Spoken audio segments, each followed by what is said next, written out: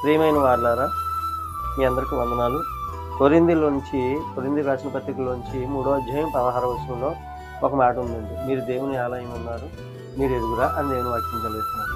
మనం దేవుని ఆలయం అని దేవుడే చెప్తున్నాడు. మరి దేవుని ఆలయమైన మనము దేవుడు మన హృదయాన్ని ఆలయం అంటున్నాడండి.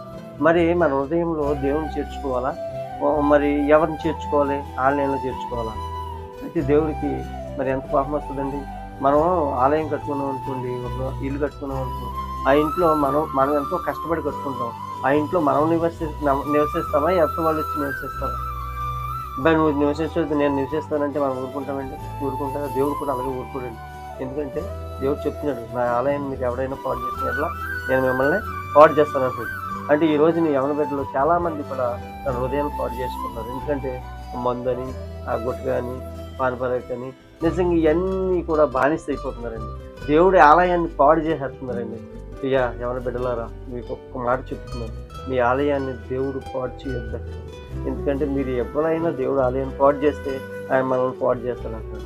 ఎక్కడైనా మనం ఏం చేయాలంటే దేవుని ఆలయంలో దేవుని కొరకే బ్రతకాలి. ఆయన ఆలయాన్ని పాడు చేయకుండా దేవుని చేర్చుకుంటున్నా సరేనా? ప్రార్థన చేసుకుంటాం. పరిశుద్ధుడు, ప్రేమ కలుగుతండి, నా హృదయం నీ ఆలయం అన్న ప్రభు, నా హృదయాన్ని నేను పాడు చేయకోకుండా నీ కొరకే సమర్పించుకుంటూ నీ యందు భయము భక్తితో జీవించుకోండి. యేసు నామములో అడుగుచున్నాం తండ్రి, ఆమేన్.